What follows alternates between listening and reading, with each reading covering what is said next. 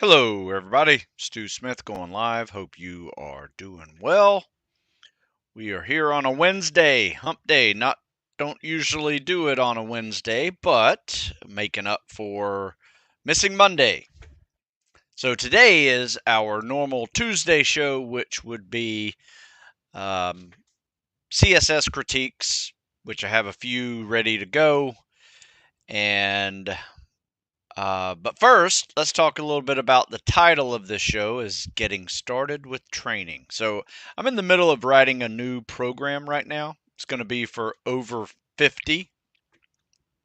I've been in the process of writing this for over a year, just more thinking about it than actually writing it, but actually pen to paper and typing and getting things done is happening right now. So we are now live over on Instagram, and uh, we're going to talk about getting started with fitness. So, one of my things I just wrote an article on, and for many people, fitness is an overwhelming process because if you're just out there looking at what's available, it's so many different options for you, and it can be overwhelming. Whether you just walk into a gym and see all the equipment and classes and cardio equipment and weights, free weights, machines, dumbbells, where do you start? All right. And for most people, that is intimidating, which I understand. Nothing wrong with that. That is completely natural. Um, but I will tell you, it's almost like the old Chinese proverb, a journey of 1,000 miles begins with a single step. Because if you think you had to walk for 1,000 miles, that would be intimidating. That would be overwhelming. But you're right. One step at a time. So here's my recommendations for those of you who are getting started with training. And that is assess yourself because you don't know. And this goes for young and old, right? And it could be athletes who are getting ready for tactical fitness because it is different. It can be just people who have never worked out before, or it could be for people who haven't worked out in decades and are now older, overweight, and need to get in better shape just for general health purposes. So typical questions come about, that make this challenge even worse are things that like you're getting all this feedback from people like your doctors, your friends, your family. Do you hire a personal trainer? Should you join a gym? Should you go on a diet? Or, should you start where you left off 20 years ago? Should you just look at some YouTube video and say, that's what I'm going to do, and it be way above your level or not hard enough? Depends on your level. Should you train for 30 minutes or an hour or more? Should you lift weights, focus on cardio, mix both? So all these questions just confuse the topic. So here's what I recommend doing. Number one, assess yourself. And that is, if you're a true beginner, get a physical, talk to your doctor. You might be on medications that may affect some of your progress. Not that I was saying you need to get off those medications, but just saying, just know what you need to do because you're on a statin or, other blood pressure medication or whatever. So just get an assessment of where you are. And then you can use that blood work that you get from the doctor as a goal sheet. I'd call this my health and wellness goal, where you focus on the next time you go to the doctor 6 or 12 months later, you're focusing on getting your cholesterol down, your triglycerides, your blood pressure down, your blood sugar down. All these basic health and wellness scores that you get need to be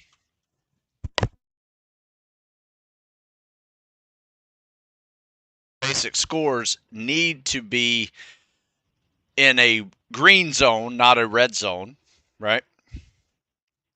So that's one way to do it. I personally like to go to the doctor, and now I call it PRing, my blood work. Where's my testosterone levels? Where's my cholesterol levels, right? And I try to work hard on both diet and nutrition and sleep to get those numbers to where they're supposed to be.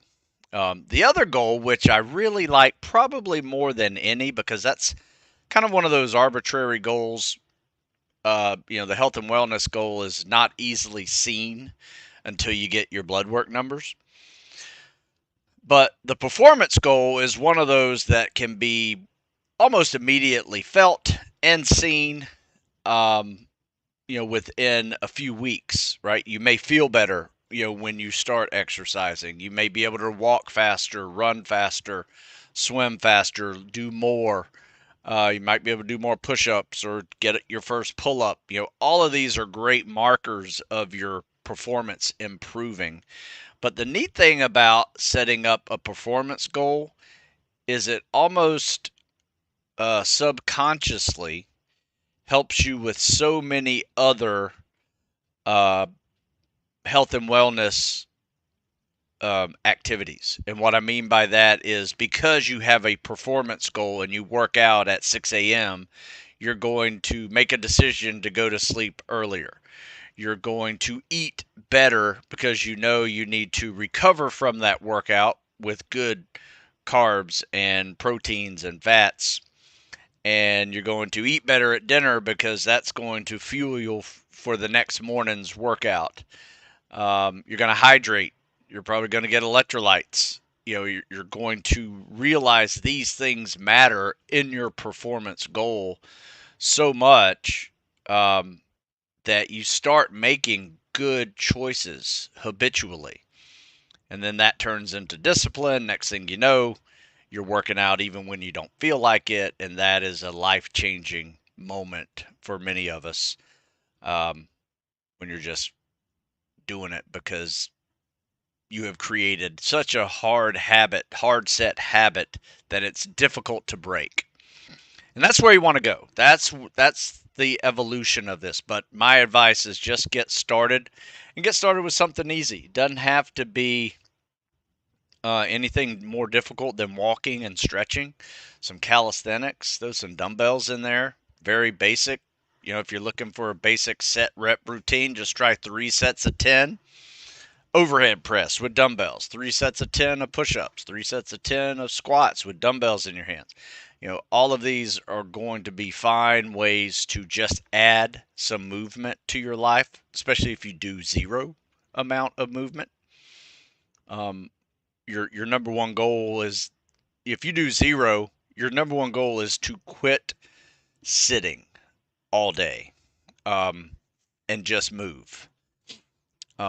That is going to be, once again, life-changing, and it will direct you towards making better decisions. Next thing you know, you're starting to have a fitness goal because you feel a little better about yourself. You say, I think I can do a 5K run.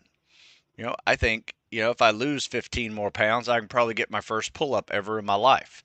Those are very solid performance goals that will drive you what you do.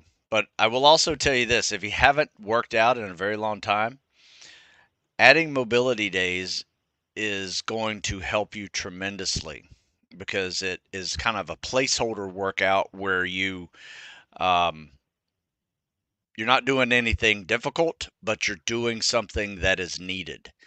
Your 5 minutes of easy cardio, 5 minutes of stretching and foam rolling, just moving about. That's going to be very helpful for you whenever you are getting started. And when you're an advanced athlete too, you're just trying to not be sore or be in pain.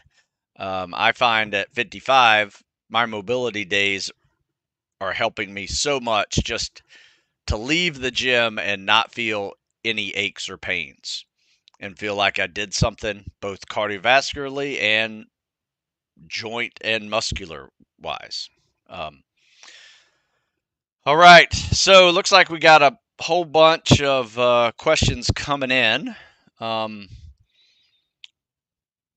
how often and how heavy do you recommend non-tactical athletes ruck for general fitness? I see challenges like 100 and 200-pound ruck miles becoming popular in the mainstream. What do you think? Well, I will tell you this. We had one of our guys do a 100-pound ruck, and now he's nursing sciatic issues. So his back hurts, his legs hurt.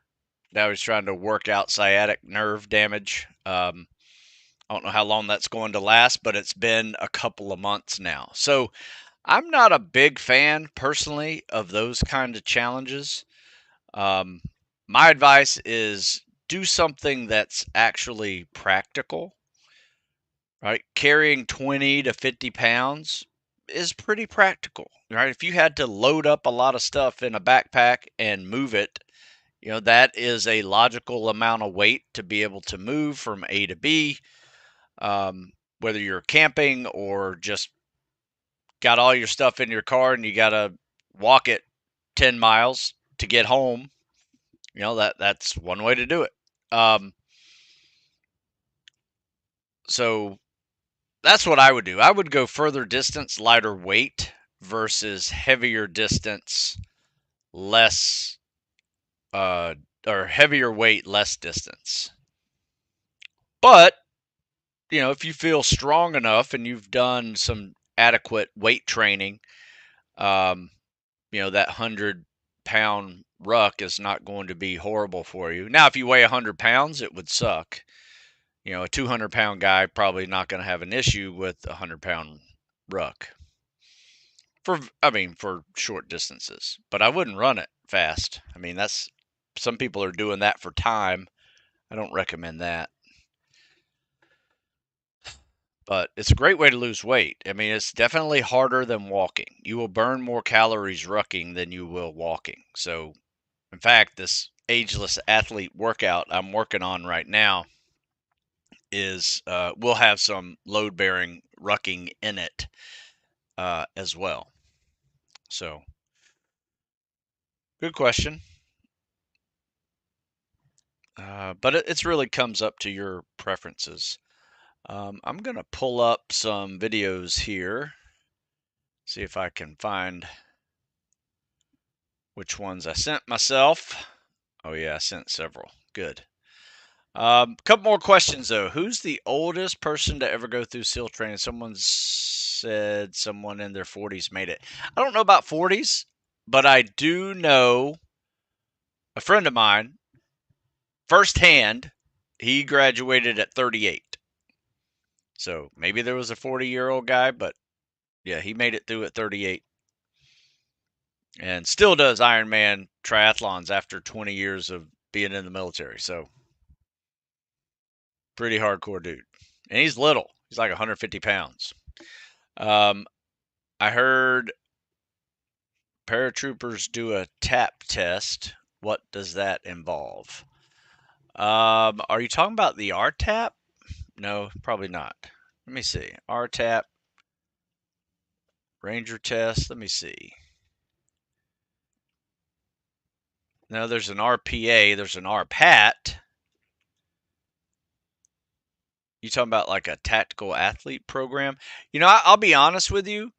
The military, as well as many Spec Ops branches, have developed fitness tests and dropped them from use after a few years, and then they change them and do something else. So if you give me more details on what the TAP test is, I'm assuming TAP is an acronym, maybe Tactical Athlete Program. But I know there's an RTAP, there's RPAT, there's the HPT, Human Performance Test. So many different tests out there. There's a CPT, Combat Fitness Test. Yeah, CFT, Combat Fitness Test. Everybody has an acronym for a fitness test. Give me more details. Stu, I had an injury that made so I couldn't run was in PT and treatment for that. I was lifting exclusively and completely tore my bicep where it connects to the pec. Damn, that sucks. That's what happens sometimes. Now it probably means surgery, I would imagine. Maybe your running was healed. Um, maybe you can go back to running. Just can't do much upper body stuff. Question is that I was wondering what's the best way to get back into after recovery. You know what? Follow your doctor's orders and your physical therapist's guidelines. I wouldn't even get back into training until a physical therapy or therapist tells you, yes, it's okay. You are cleared to get back started. And then when you get back started, go light. I would probably even lay off weights and build a base of calisthenics and cardio for a while. Uh, Probably even 12 to maybe even 24 weeks of just progressively building your calisthenics and very light dumbbell work to rebuild. Then after that, you feel pretty good. You built a little base of muscle stamina and endurance. You might want to start adding in some heavier weights. So that's what I would do. I decided I want to try and join the Navy SEALs. I'm 17, weigh 140 pounds. Do I need to bulk, or I'm okay to join the SEALs at this weight? Well, let me tell you, sir. I have a generic piece of advice for any teenager, and it is most teenagers don't make it through SEAL training. In fact, a bulk of the attrition are teens. So 17, 18, 19, 20, or not even 20-year-olds, 17, 18, 19-year-olds make up a bulk of that attrition rate. So I tell people, especially 140-pound 17-year-olds, that you're probably not even finished growing yet, and you're not a man yet. So this is not a kid's game. So it's not a game, period. So my advice is finish growing, then go mature, learn a little bit about this, work out for the next couple of years. And yes, you need to get bigger, you need to get faster, you need to get stronger, you need to learn how to swim. There's so much you need to do. And there's nothing in the Navy that prepares you for that journey. It is all on you right now on how you prepare. Now, your athletic history can help you. It will build a certain amount of strengths. It will probably ignore some weaknesses, which is typical. But man, I definitely, I wouldn't go at 17, 18 years old.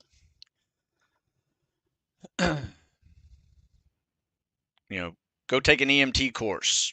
Do a couple years of community college, get a job, live away from home. Let's grow up a little bit before, the first time you ever are away from home, you're living in the barracks and sleeping with a whole bunch of people that you don't know, and people are yelling at you, living in a new city, asked to perform at high levels of fitness that you've never performed before.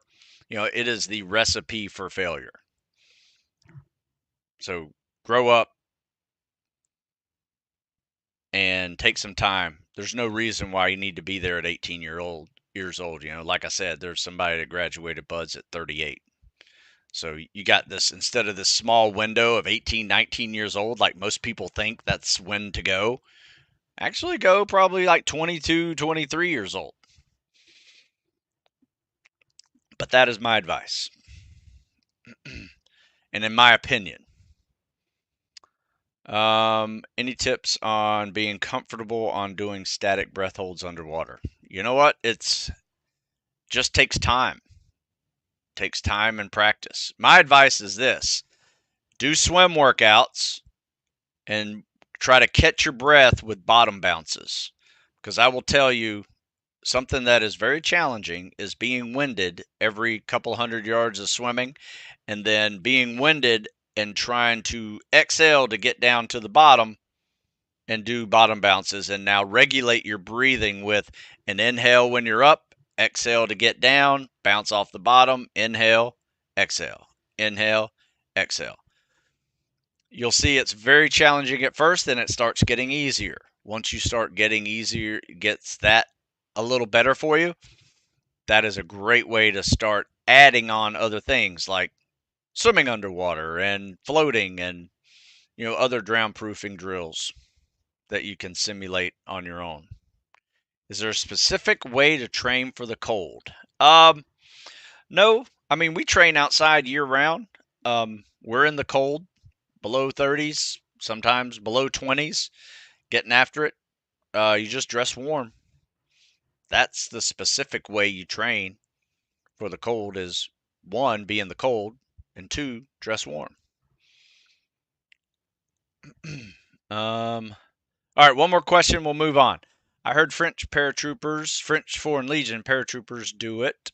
Assumed all paratroopers would have something similar. Pretty much all I know. I've heard of Ruck being called a tap, but not sure if that's it. Oh, okay. So your question, Sebastian, was up there about the paratroopers. Okay. Tap test. Yeah, there's rucking for sure. Rangers, paratroopers, you're going to ruck. I think they call it tabbing, not tap, but I could be wrong. That's a European thing. All right, let me see what CSS I can show today. So, where am I? Let's get this one up. Let me know you guys can see this. So something I like to do when I kick off the wall here we go. So this one here is guy swimming with fins. Momentum. Like you and it's not bad. The wall with the, let me get rid of this here. All right, so hit a couple of dolphins. Try to see if I can get a better view of this. I think I filmed him doing 100. So top arm, bottom arm, kick. So he's just 1, 2, 3, 4, 5, 6. I think he's kicking a little too long. I tend to do like 3 strokes or 3 kicks. Too much. And turn to breathe versus looks like he's getting about 5 kicks for a breath. Something else too. Notice this kickoff. He just goes right into flutter kick. Something I like to do is when kicking off the wall, kick off the wall flat-footed as hard as you can. But then go right into dolphin kicking for like 2 or 3 dolphin kicks to get your momentum going. Then start your flutter kicking. Say when you switch sides, I will say this. See how his knees bend a little bit? I would call that almost bicycling. Side is on top. In fact, it looks like he's riding a bicycle. If you look at his feet, it looks like he's riding a bicycle. Shouldn't be like that. It should be more of a actual flutter kick with like this guy's doing on the pool deck. Just feet are pointed, knees are slightly bent, but they're not bicycling. They're actually moving. But overall, up and down with a slight bend to the knee, using the hips more than that knee bend there.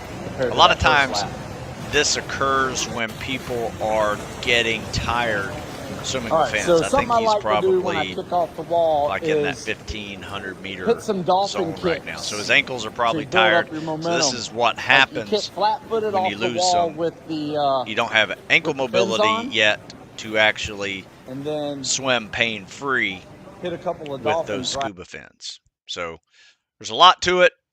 My advice would be to let's try to straighten those legs out a little more, be a little more like that from the hips with the scissor kick, and then work on some ankle mobility so it doesn't hurt when all that torque is occurring on the top of that fin on your ankle.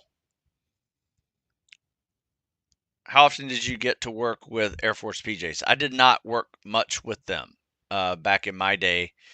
Knew a couple just from some local circles, but didn't get to work with them.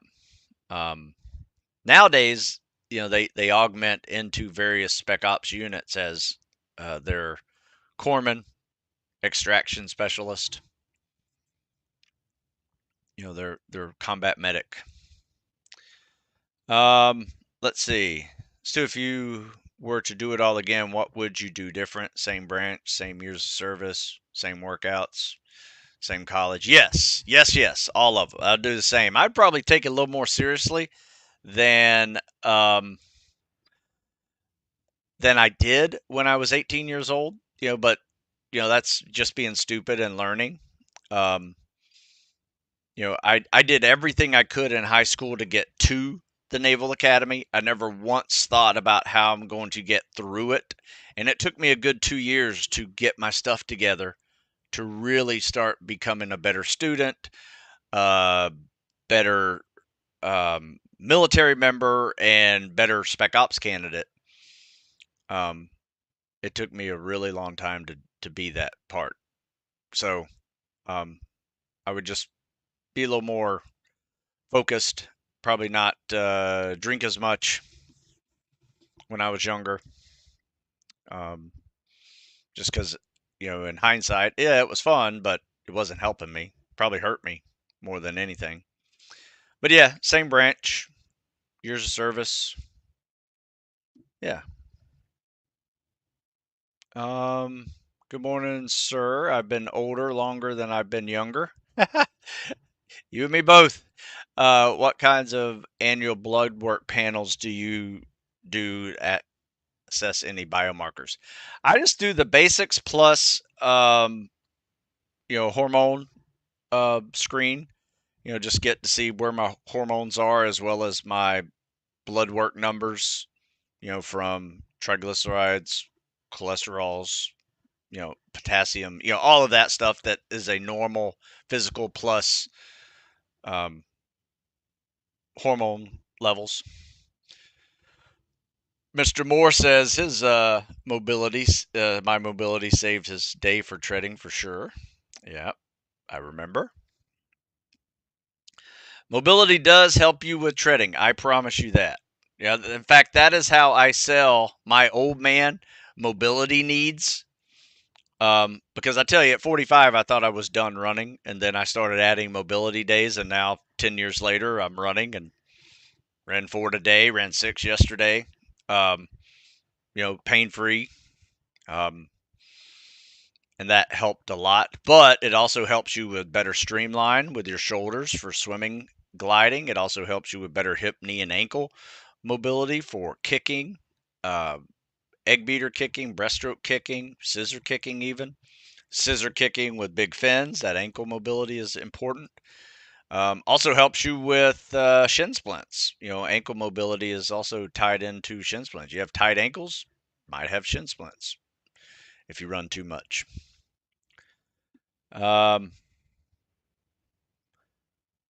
Let's see. Good morning, sir. I'm able to secure my contract, likely ship in October for basic, 23 years old. My CS went from 911 to 828 because of your help. Oh, good. Nice work. Well, since you brought that up, let's do another video because I think we should. Some dolphin I think I'm on the same. Let me see. To build up here. your momentum. Get out of this like one. You kick flat-footed off the wall with the. So what's next? I have this one. Let's see who this is. Kick off the wall, double arm pull. You guys I like can see it. this. Come on, top arm, bottom arm. All right.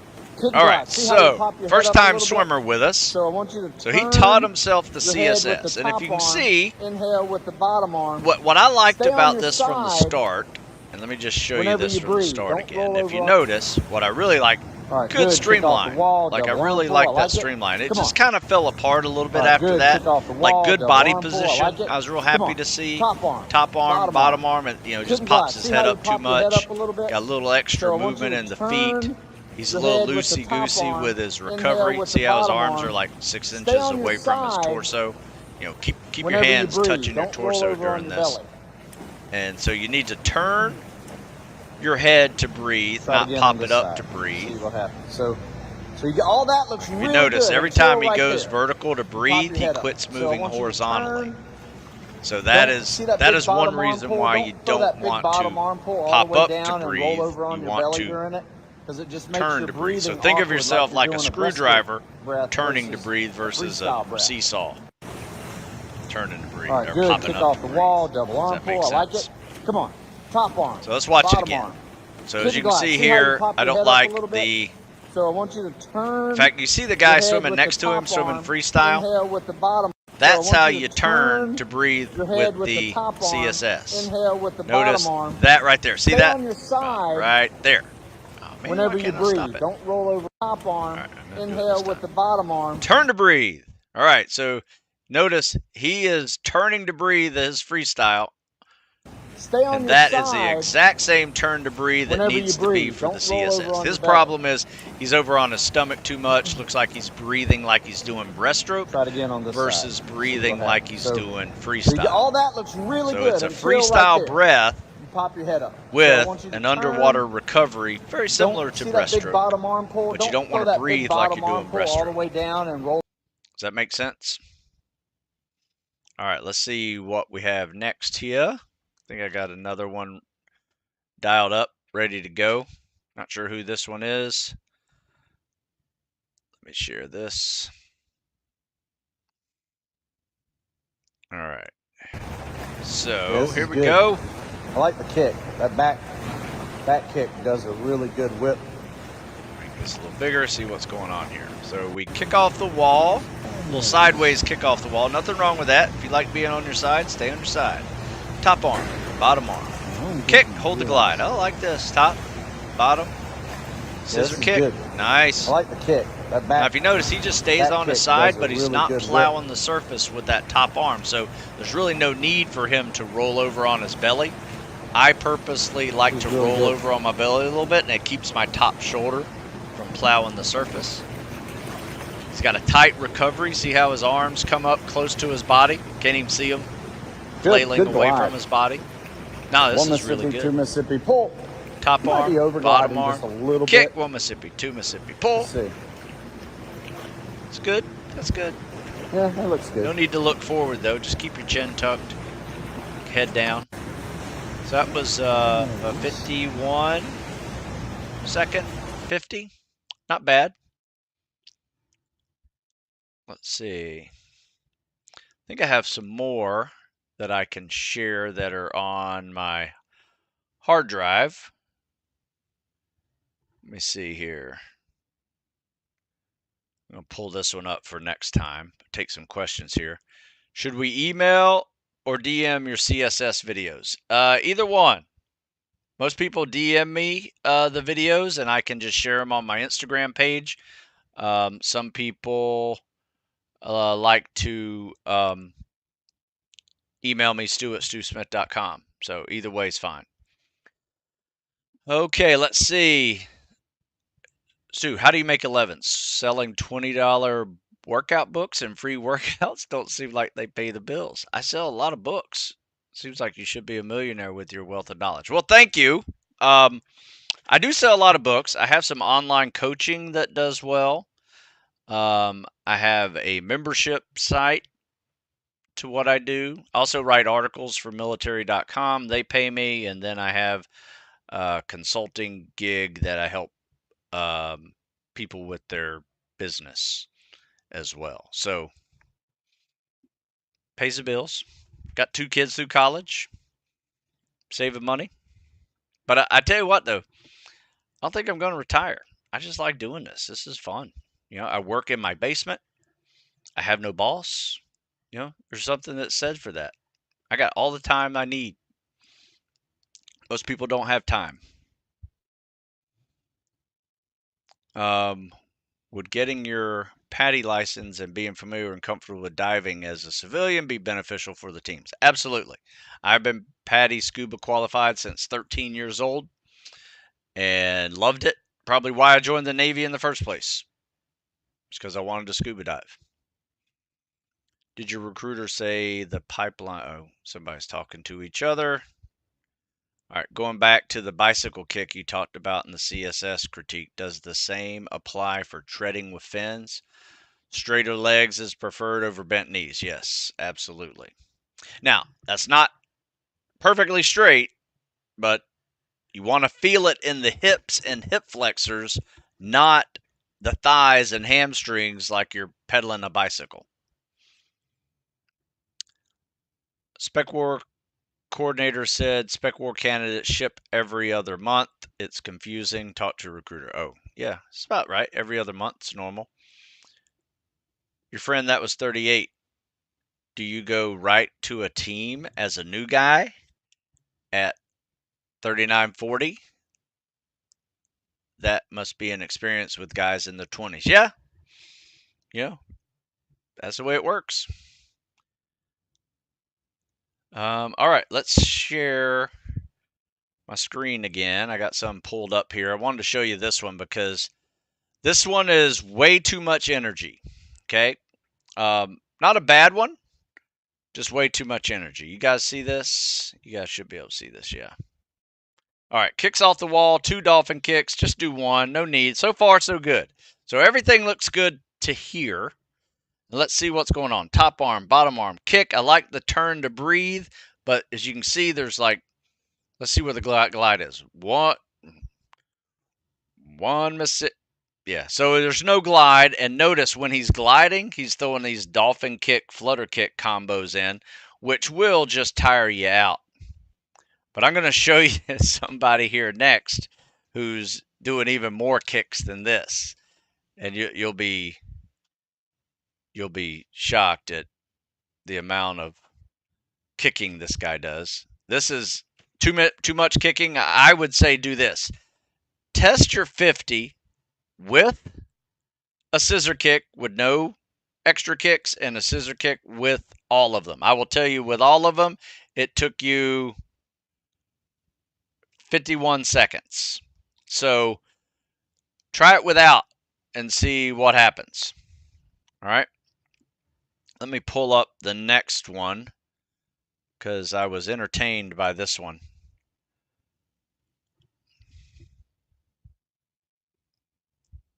All right. So let me share this one real quick. Any other questions? Are there treading tests at Buds? Yes. 2 of them. One without fins and one with fins.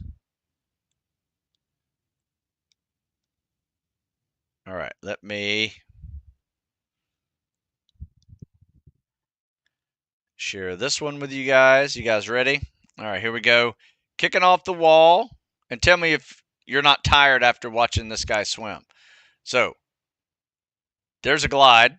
A lot of motorboating. A lot of motorboating. Like you can make way in the water without all that kicking. Yeah, it's fast, but it's not that much faster for the effort you're putting in. Yeah, that's a lot of kicking.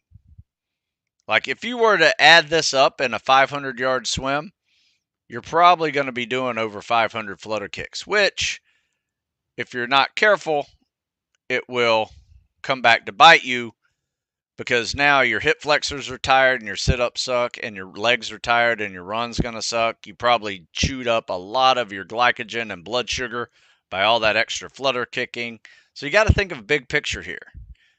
This isn't the way to swim the CSS, in my opinion.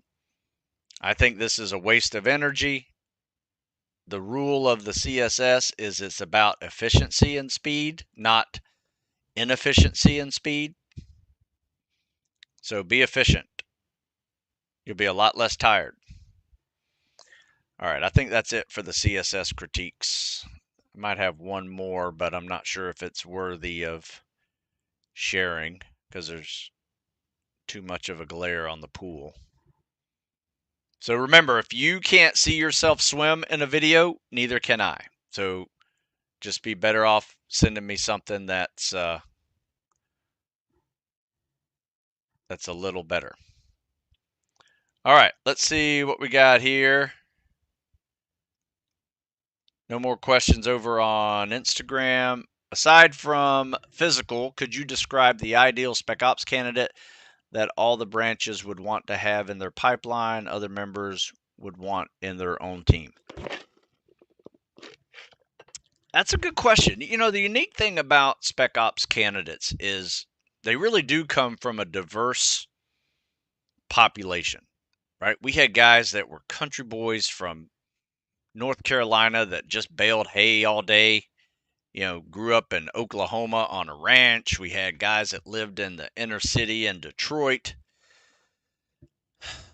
California boys and Southerners, New Yorkers, everybody. Everybody came with a different set of skills.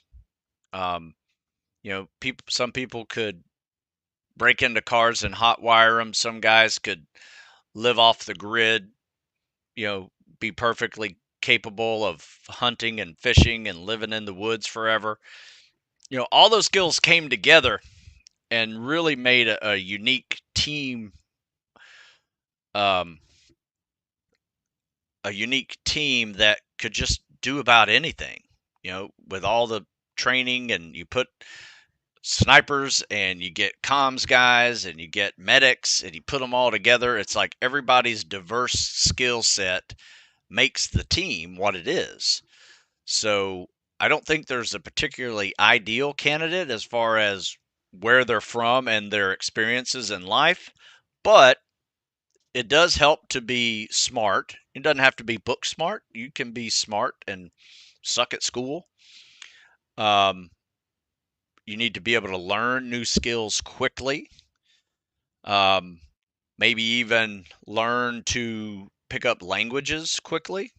That's something. If you can't, then you work on it. Um, so smarts is important. Of course, the physical side is very important as well. Um, but I think being able to handle stress and negative impact is probably some of the most important skills any Spec Ops candidate needs, because somewhere in their training pipeline, you will be faced with some poor performance. You're struggling with something. You got to get around it. You got to get over it, all at the same time as people are telling you you don't belong here because you're weak and you're the worst officer ever, you're the worst student ever.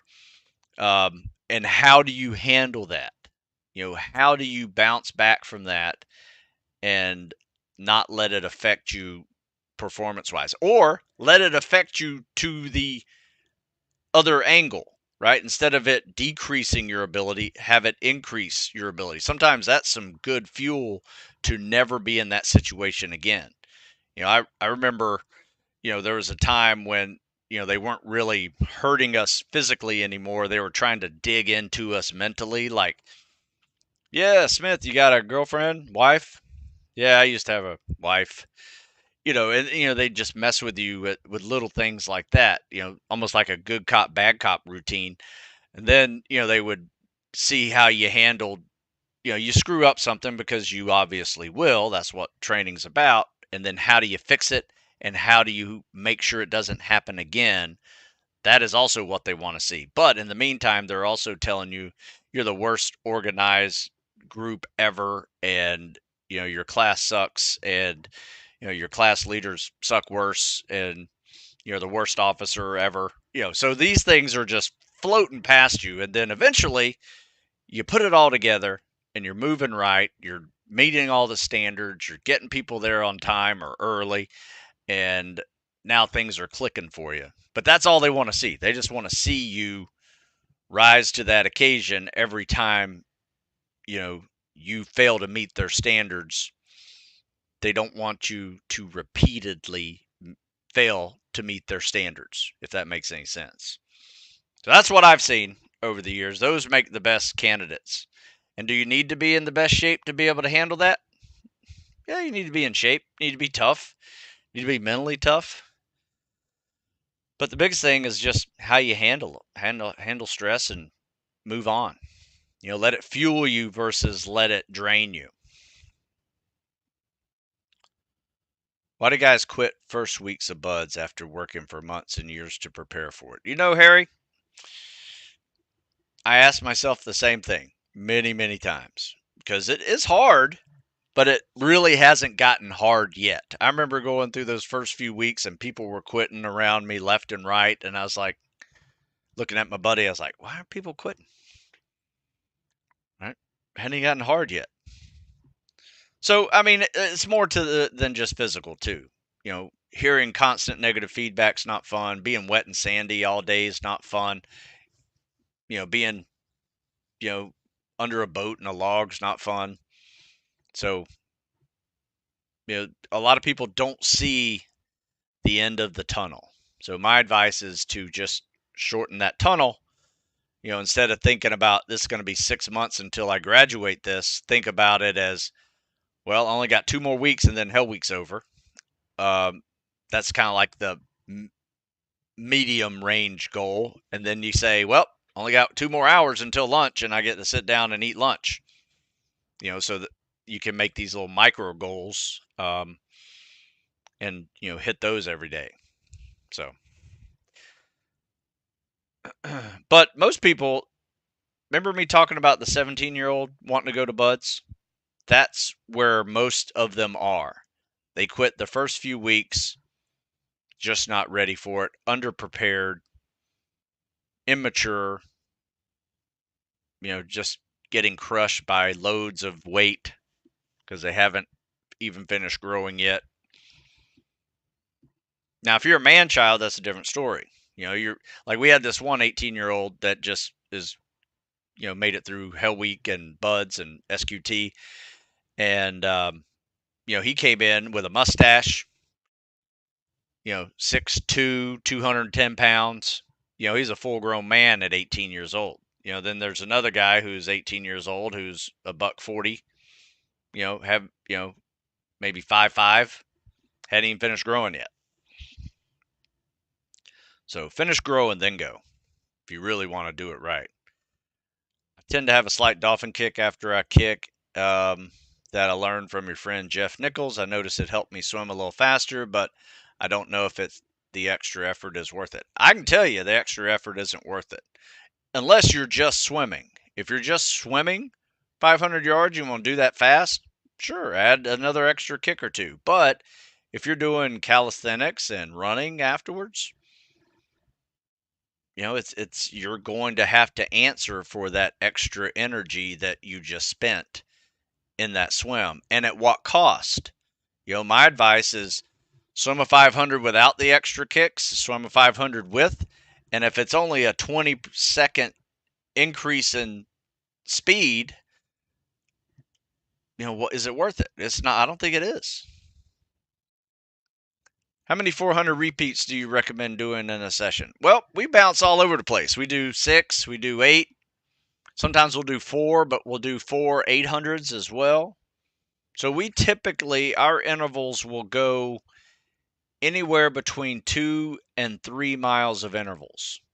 So that means, yeah, you can do 12 400 repeats, but I like to break it up a little bit because I think that gets a little monotonous. So we'll go like 6 400 repeats and then 3 800s, maybe even a mile, just to see what our mile time is at goal pace. See if you can maintain it at the mile. So, yeah, keep on doing it. What's the smallest guy you see make it through Buds? I've seen guys in the 130s make it through. 130, 135 pounds, skinny, froze her ass off, got crushed under logs but never quit. That's impressive. Because I know that guy, hadn't had an ounce of strength training in his life, but he was just wiry, strong, and didn't quit. And didn't freeze. So I can see him today. He was something else. Just a little fun question. When you were younger in academy and teams, did you have to go to drink? No, I wanted to. I didn't have to go do anything. I mean, there were guys that were designated drivers, and in the 90s it started getting really bad. In the 80s, designated driving wasn't really a thing because DUIs weren't that big a deal, believe it or not. But in the 90s, it started getting to be a really big deal, and you could get kicked out of the Navy for having DUIs. Um, Lots of trouble, legal problems, thousands of dollars in fines. Um, but no, like I said, I would probably, if I were to go back, I don't drink anymore, but if I were to go back, I would definitely drink more responsibly as a younger kid because I didn't really know that it was affecting my sleep and my recovery. Right? Had I known that a little more, I probably would have stopped drinking. Um, during massive training cycles, preparing for buds and stuff. As a 24-year-old, what does properly prepared look like for buds? I know the PST numbers, but as far as not being so prepared that you break during training. So I have this assessment tool I want you to check out. It's called kind of like this physical assessment tool for to and through Spec Ops training. There's a video that Jeff and I did that's embedded in this. Talks about athletic history, your pull-ups, push-ups, your runs, your swims with fins, without fins, treading, weights, weighted pull-ups, bench press, deadlifts, shuttle runs, jumps, obstacle course races. There's so many things you can do to prepare. Read this article and do as many as you can and see where you are with my recommended numbers. Was there ever a point any training that sucked so much you questioned it was not really worth it? Nope. The only thing that sucked for me is I got injured third phase 6 weeks before graduation. That sucked for me. And I remember being pretty down about that, even though it meant I'd be at Buds for a couple more months. I wanted to graduate with the people I went through Hell Week with. So yeah, it sucked being rolled, but I was glad I got rolled, and all I had to do was repeat third phase. I was only in third phase for a couple of weeks anyway, so I just had to repeat those 2 weeks and worked out. And now I have a bigger group of people I went through Buds with, so that's one way to look at it positively. But no, nothing that I mean, there's a lot of things that sucked about it, but nothing sucked to a point where I had that question in my mind. Most graduates never even consider it.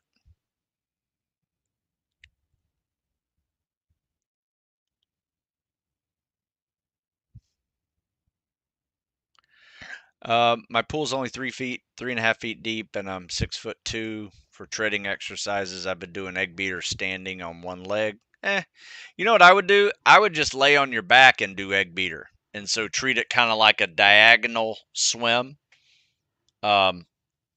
See how that feels. What schools did you go to, and which ones do officers get to? Yeah, not many officers go through sniper. In fact, I've only seen like 2 officers go through sniper. Typical jump schools, um, that's pretty standard. Um, in fact, now you go through jump free fall at SQT. So before you even get your trident, you're, jumping out of high altitude training. There's a whole bunch of schools you go through. Communications, you got, for officers, you learn a little bit about everything and how to implement them strategically. So it's just a different type of school. Mission planning, um, did a lot of MAROps training, marine operations, where you're basically just navigating in zodiacs, plotting your courses, taking care of the engines, learn how to engines, all that stuff. There's a lot of schools. There's definitely a lot more schools for the enlisted guys. At least more cooler schools like corpsman stuff, medic stuff. Though we did get a good amount of medicine too. How many days off does it take to lose calisthenic stamina? Good question. I will tell you this. I find calisthenics and strength training pretty similar where, you take a couple of days off, maybe even a week off, you come back stronger, but I don't find it the same with running or anything cardiovascularly. I take a week off of running and it feels like I've never run before in my life. And I've been working out for over 40 years. So I try not to stop running or stop doing cardio for too long because of that. Good sprinter. I naturally run fast. The only thing holding me back from running a 5-minute mile is my cardio. I get too winded. That's the thing that holds everybody back. You're just not in mile running shape. Do I run intervals or just run more in total to build base? Both. I mean, you can do aerobic base training. You could definitely run more mile repeats, 800 repeats. But I mean, I don't know what you're trying to do. Are you trying to run a 5-minute mile for military service, or are you trying to just run a 5-minute mile?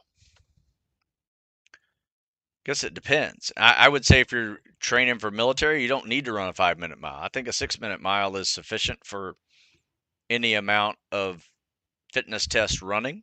That's a 18-minute 3 mile. That's a 12-minute 2 mile. It's a 9-minute mile and a half. It's a great pace. So let's see. I'm actually 15 minutes from taking my PST, waiting for the coordinator. Well, good luck. Pace yourself on that swim. Pace yourself on the sit-ups. Pace yourself on the run.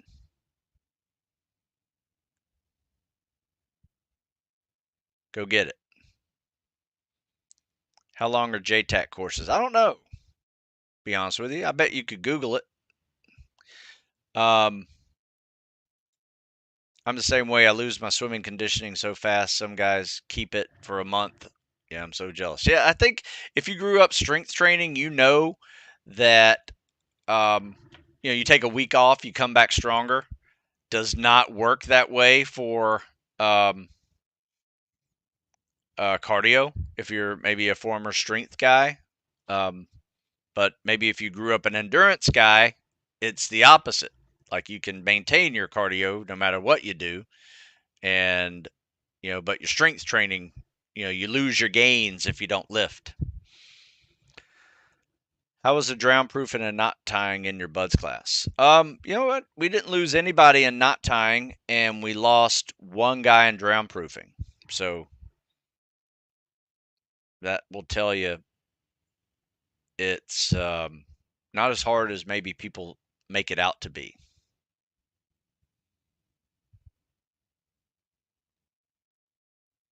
Yep, nobody passed out either.